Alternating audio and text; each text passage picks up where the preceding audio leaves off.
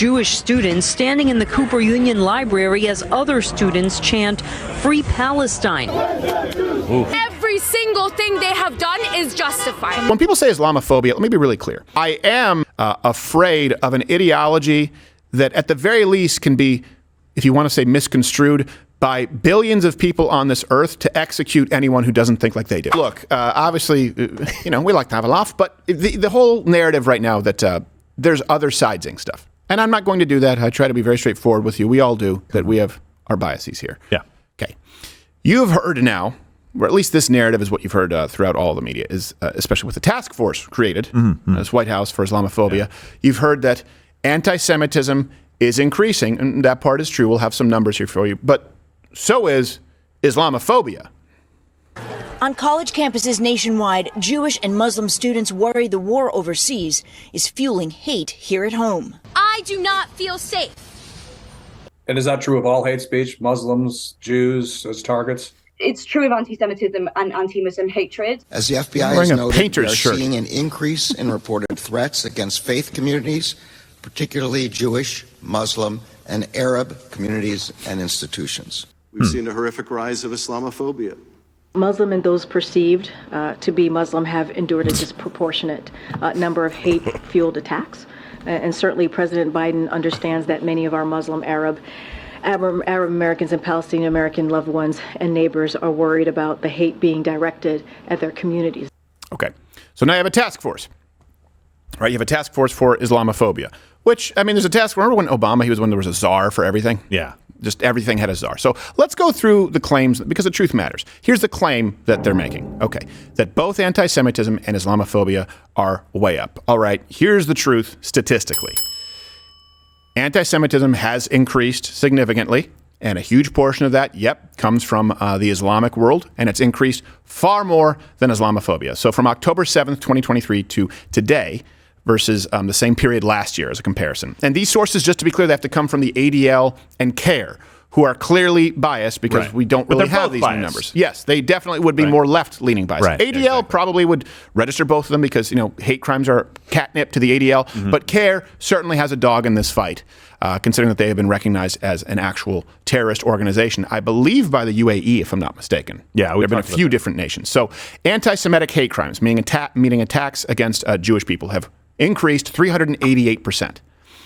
Then the claim is that anti-Islamic hate crimes have increased 216%. Okay, so those are from the ADL and CARE. But here we have the FBI director, Chris Wray, saying that hate crimes are disproportionately anti-Semitic, and then we'll give you some of those numbers. What proportion of these hate crimes has been directed towards Muslims, for instance? If 60% were towards Jews, what percent towards Muslims? I don't have that percentage, but it's obviously quite a bit smaller than 60% by definition. But I think that the point that I was trying to make there, which I really think Americans need to understand, is how wildly disproportionate, if you could ever use a word like proportionate in something like this, that is. 2.4% of the American public, 60% of religious-based hate crimes. This is a group that has the outrageous distinction of being uniquely targeted, and they need our help. So you have the CARE numbers, and you have the ADL numbers sort of more internationally, but these are now the numbers from the FBI. FBI 2022 stats is what he's quoting, because that's the most recent stats that he has. It's closer to like 55%. They're probably rounding up a little bit. And on the anti-Islamic hate crimes, 7.7%. Yeah. So I think the focus here should probably be on the anti-Semitic 60% of hate crimes for 2.6% of the population. Right. It seems disproportional to me. Well, I think not only is it disproportional, but what matters is who's committing the crime. So in other words, if 55% of the recipients of being walloped, hate crimes are Jews, well, how many hate crimes are they perpetrating? I would imagine not as many as the Islamists, who make up 7.7% of the victims. They tend not to. I would imagine that a lot of the anti-Semitic hate crimes are being committed by Islamists. There are far more Muslims, just so you know, in the United States than there are white supremacists. It's not even close.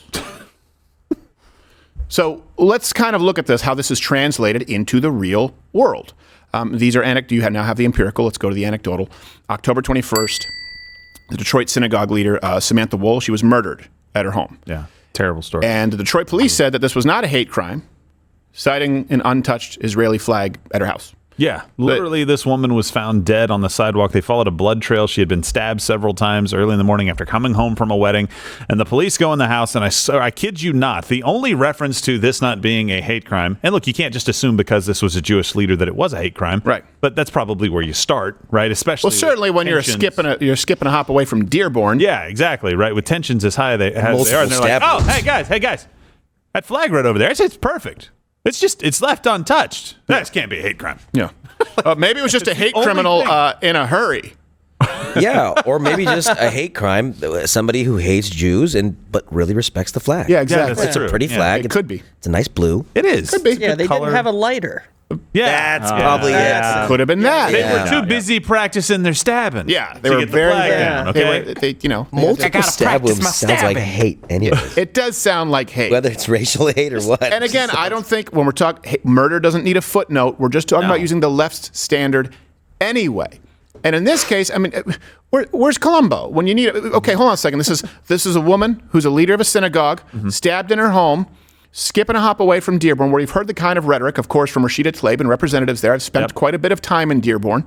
If you're not aware of the extremism that goes on there, Hamtramck, right outside of Detroit, is the one place, I believe, in the United States, at least at one point it was, where you can actually hear the Islamic call to prayer across the municipality. So it wouldn't be hard if you did a little bit of investigating. Then again, we're still talking about, the police force or sometimes the FBI who had no known motive from the Nashville shooter. Remember that's why it mattered. When people say, why would you release? It's not about clicks. It's about the truth. Hey, would this help Jews in Detroit or near Dearborn better equip themselves to stay safe? Hey, you know what? Maybe Jewish Americans, if they knew that they were being targeted disproportionately, according to Ray himself, maybe more of them will become Second Amendment supporters. Yeah. Right? It will dictate behavior, and that will dictate policy. Truth matters. We can give you another example. November 6th, there was an elderly Jewish man. And we're going to show you, just so you know, a clip. But we're not showing you a clip of the man dying or the attack. He was killed in L.A. after an altercation with an anti-Israel protester. Now, the original NBC News headline read, "Man dies after hitting head during Israel and Palestinian rallies in California." Jesus. And this pissed people off all across. Well, then the death was ruled a homicide by the Ventura County Sheriff. But that's the thing about this is we talk about this all the time. What did we know and when did we know it? Right. They knew from the very moment because all of the reports coming across on X, and this is where it first kind of broke, all of those reports were that a protester clashed with this guy and attacked him and he fell and hit his head as a result of the attack. Yeah. That is not a man falling and hitting his head. That is a man being attacked and dying from the attack. Yeah. And they chose to cover it that way because they're like, we don't want to make it look like, a pro-Palestine, protester just killed some guy because he held up a sign that says, I stand with Israel, whatever he had, right? That infuriates people because it's the same thing that we discussed with white-black crime the other day, right? Yep. It's the exact same thing playing out. And they could have just said it and been honest and it would have been fine. And by the way, I've experienced this. Yeah. Not only being sucker punched at the Right to Work rally that took place in Lansing, where they followed me to my car and said, "We will kill you with a gun." Yeah. They say it on camera, right? And the police had that. Yeah. The police have the gigabytes of all of that, the Lansing PD. I also experienced it, for example, when we had the transgender individual throw a homeless man's pencil case / lunchbox at me. If, let's say, that concussed me, guarantee you it wouldn't have been reported because a lady sitting right next to me who was a leftist said, "Well, you look like you're fine." The behavior is excusable if they believe that the person who performed said behavior is oppressed. That is progressivism. That is Marxism. Let me read it to you again. Man dies after hitting head during Israel and Palestinian rallies in California. They're trying really hard to be dishonest shits. Yeah, and right underneath that, pull that back up really quickly because you want to know if I know that they knew? Right underneath, witness said Paul Kessler was in a confrontation with protesters Sunday. What protesters? What would he, as a pro-Israel person, what other protesters were there? Was he fighting with his own people and that's what happened? No, you have it right there. This reads like it could be a Life Alert bracelet commercial. Like, I've fallen and hit my head. Exactly. I'm Bill Devane. But they cover the story. They want you to know they cover the story. It's there. You ignored it because it sounded like an old man having an accident. What a weird lie! Like I know that's like, oh man, trip and fall. Man dies after committing suicide, jumping from the 80th floor of the World Trade Center. Right? Yeah. It's like Well, he committed suicide. Really? Okay. All right. Nice story. Is there something more that That's a we need shame. to? Well, look, we assume that the fall is what killed him. Yeah. Well, it's not so much the fall as the sudden stop. Yeah. Well, inertia, Ridiculous, dude. terminal velocity, they say. The fall. No, it's true. That look, this The deception, yeah. And this is why, hey, and thank you so much for everyone who supports Mug Club, that you're the ones who made the Nashville Manifesto happen, and you can send your tips. If you have other stories like this, where the media has lied, send them to lwctips@protonmail.com. We will protect our sources with our lives, and we are willing to go to jail to protect them, because the truth matters. And this is why, the rule of law candidate, you see that culturally there's a huge shift. We saw this, we've talked about this in the 60s versus the 70s, where everyone was flower pot, and they said, we've gone too far. We're too soft on crime. Then you end up with Dirty Harry. You end up with Death Wish. You end up with vigilante films. Because people inherently know when they're being fooled, when they're having the wool pulled over their eyes, right? They know that. And now and that will dictate their behavior, and that will dictate how they vote. You're seeing it with Black Americans. You're seeing it with Latino Americans. We gave you those numbers. Biden is only leading by single digits. Yeah. And you're even seeing it with Americans under the age of 30. So they're really, really trying hard to control the flow of information. Ironically, it's the left doing exactly what it is that anti-Semites accuse the Jews of doing. Yeah. They're the ones who are controlling information. Yeah, the media, are there a lot of secular Jews in media and the internet? Sure. But again, these are secular humanists. The one constant is not that everyone is Jewish in Hollywood or media. The one consistent through line is they're leftists, they're progressives. Right, yeah. Now, let's continue. Of course, you have these institutions, not only media, but intelligentsia, college campuses. So now Jewish students have faced incredible hatred since the October 7th attacks all across, this country and, of course, even the world. Jewish students standing in the Cooper Union Library as other students chant "Free Palestine" outside locked doors and hold up signs outside the glass. Anti-Semitic graffiti was found on American University's campus over the weekend. The school's president says swastikas and Nazi slogans were found on 2-room doors and inside of a bathroom. Cornell professor Russell Rickford said at a rally, "Turtle wax that?" challenged the monopoly of violence. And that terror attacks against defenseless Jews were exhilarating. It was exhilarating. Yeah. It was exhilarating. It was energizing. Is that a confession? Made graphic threats against Jewish students online and urged other students at Cornell to kill them. It's all part of what officials say is a growing threat to Jewish students in the wake of the war between Israel and Hamas. And by the way, here's something else too. You'll have people out there, and I mean actual anti-Semites, by the way. Just to be clear, I think we've been pretty consistent here. You can say no more money to Israel. We should not be involved. And you're not an anti-Semite. You think that we shouldn't be involved in foreign wars. I understand that position. I think that morally, of course, I support Israel killing them all with extreme prejudice as it relates to Hamas. But I don't believe you're an anti-Semite if you are more libertarian and non-interventionist. I want to be really, really clear because I think that that's something people use and it's a little bit of a red herring. But here's something else. When people say the Jews control the media, right there, you don't think they have footage of them saying kill the Jews? Of course they do. Yeah. They would rather report on it. This is why we always say, hey, we want to show you, right? We do a claim and usually show the clip or show the person making the argument so they don't straw man them. We want to steel man our political, our ideological opposition. That person is controlling the information by not showing you what is so shocking, but telling you. And if they then decide to show you a shocking act of Islamophobia, in your mind, you'll think, oh, that's more severe. So that's another sort of sleight of hand that takes place with the media. This happens on college campuses, and it's also been happening outside of the U.S., the entire Western world. Ask again. Do you condemn Hamas? That's what we would call a layup. Yeah. Mostly peaceful protests. Hamas is not a terrorist group. Oh, it isn't, man. First of all, Hamas is not a terrorist group. Wrong. Hamas is not a terrorist group. Sure. Everything that they do is justified. Including what happened last week? Every single thing they have done is justified. About wiping with their left hand. Kill her. Oof. Wow.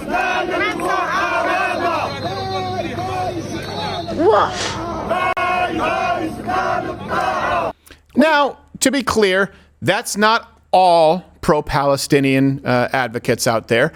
But again, if there's just a handful of people saying gas the Jews, it's pretty bad. Let alone the lady with her AK-47 mutt-dangly earrings. Well, enough people stayed at the rally and joined in. Like you start here, it's like being at a football game and you see the wave coming. And you're like, all right, I guess I'll participate in this. But you don't start hearing gas the Jews, and you're like, well, yeah, okay, gas the Jews. Just think of comparing that to. Don't do that. Think of comparing it to if someone actually from Mission Control can bring up the Ray Epps situation. Where he's like, we need to go in. We need to take over the Fed. And people say, Fed, nah, shut up, Yeah, right? That's what you do at that rally. People the day before January 6th. So not all people, but enough. And if you contrast that with 100,000 people at this rally in Paris protesting anti-Semitism, see if you can spot the contrast.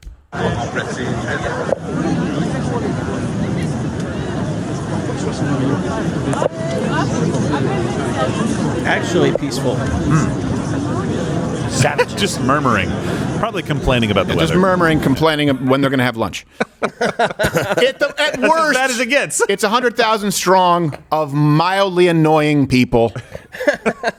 Why are there so many people at the protest? Yes. So let me ask you this. How do you see this playing out here in the United States? And I want to get to some global numbers that I think are important to constantly revisit. But first, in the face of all of this evidence that these people know, just to be clear, I'm a smart enough guy, but I don't assume that I've figured something out that everybody else has missed. I don't think that Kamala Harris is particularly bright, and I think she's a whore. But nailed it. I think that they have enough people around them who are smart enough to reach this conclusion, to at least have these data points. Kind of like when Barack Obama would say that women made 77 cents on the dollar. I believed he had access to Google or Bing. That's just a hunch. He knows it's not true. Didn't even ask Jeeves at all. He didn't. Nope. Jeeves was like, he web crawled it. That's a nice reference there. So in the face now of all of this evidence that I believe, we all know they have, the White House has announced a plan to combat Islamophobia with another whore-led task force. And so today, I am proud to announce the Biden-Harris administration will develop our nation's first national strategy to counter Islamophobia. Liar, whore, This strategy liar, will be you a know it. comprehensive and detailed plan to protect Muslims and those perceived to be Muslim from hate, bigotry, and violence, and to address the concern that some government policies may discriminate against Muslims. For example, the so-called Muslim ban, which President Biden revoked on our first day in office. Donald Trump's fault. I just want to remind you, 55% versus 7.7%. Yes. They just announced the commission for 7.7% in the midst of the biggest rise in anti-Semitism that I think we have seen in our lifetimes. Yeah. Right? Also, fantastic to be aware of the travel ban back then, right? We were importing military-aged Muslim males, less than 1% with those first waves. Christians. I don't know if you know this while you're talking about oppressors and oppressed. Over there, under the rule of ISIS, Christians burned alive. Hey. In cages. Why didn't we proactively bring the people who were actively murdered and oppressed over first? Now, when we talk about Islamophobia, there's some people who've made some good points. This is kind of what brought me to the dance, and certainly Gerald. If you go back and listen back when we were on radio or just on YouTube before this was a daily show or Mug Club was a thing, the Quran Challenge was one of the first, I guess, sort of viral videos I had done. Then we did the Quran Challenge too. We would do these rebuttals to Talk Islam, who of course supports Hamas now. So we've been doing this for a very long time. And I grew up in an area of Montreal. We had a lot of Muslims at my school. We had a lot of Muslims in the city. And this is a place that espouses multiculturalism, not the melting pot theory. So a lot of people don't necessarily learn the language. They would come to the province of Quebec and they would ghettoize, and I mean this, entirely Muslim areas and stick with themselves. And so I witnessed growing up probably far more extremism than you would in the United States. Because just like you see in Europe, it was tolerated far more frequently. I saw it at my school. I had a guy who came in and wore a shirt that I Heart New York, I Plane Tower NY. Jeez. This was something that this is not a big deal. He's a kid. Kids make stupid decisions, but the point is you wouldn't imagine that happening in a school here in the United States. So when people say Islamophobia, let me be really clear. I am, I guess I should say, afraid of an ideology that at the very least can be, if you want to say misconstrued, by billions of people on this earth to execute anyone who doesn't think like they do. I think that's a fearful, for me, idea. It's a scary idea, scary notion. You can comment below. I don't think it's an irrational fear, by the way. Like, I know someone who's afraid of apples. That's irrational to me. I don't even think that being afraid of spiders is completely irrational. I get that most of them are non-venomous. I understand that. But the fact is, they're the world's littlest murderers. I mean, aside from microbes. But you get my point. It's a rational fear. Heights, kind of rational, because you die from them. When it comes to Islam, we just say Islamophobia. Well, let me give you a number that may say, hey, this isn't a phobia. This is a concern based on statistical reality. So we have about 1.8 billion Muslims across the world. 8% of them believe that violence against civilians is sometimes justified. Think about that.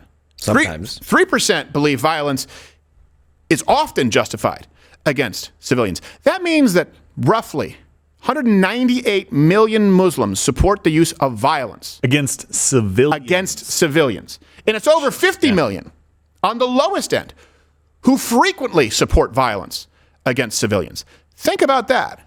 That's multiple times the size of the population of Canada.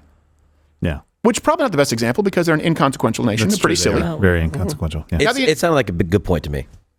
What was it? It sounded like a good point. Yeah, I did my best. It's a large country in mass, you know. So 50-something million believe, even if it's just 3%, believe that violence is often justified against civilians, and 8% believe sometimes. Okay, so often means you can pretty much use violence whenever you want. Now, if you've read the Quran, if you follow Muhammad's teachings and you look at what happens with Islamic governments, this is par for the course. Let's use that. Let's contrast that number with the global Jewish population is around 16.1 million. So, if you were to say 198 million people believe that violence against civilians is sometimes justified, when do you think Muslims would most justify violence against civilians? Maybe when they're Jewish? Did you watch Farfur? Did you see what they were just showing on television to the children of Palestine? Think about that. If 100% of Jews, and we can't contrast these numbers because they don't exist. You're not going to get a poll of American Jews, Jews in Europe, asking them, hey, how often do you support violence against civilians? The answer would probably be 0. But if 100% of Jews supported violence against civilians, that would still only be 8% of the 198 million Muslims, Islamists, however you want to refer to them, who support violence against civilians across the world. So if you want to talk about oppressors and the oppressed, hey, how about we go with a numbers game? It's not even close. But let's create another useless task force for Islamophobia. You can comment below. If you just think I'm drinking the Kool-Aid. And again, not all Muslims, not all Jews. I've known some great Muslims here in the United States who appreciate this country, who take a view of their religion where they've brought it into the modern world, and I've known some Jews who are at the very least annoying. But I think the numbers matter. Watch Louder with Crowder live, Monday through Thursday, 10 a.m. Eastern.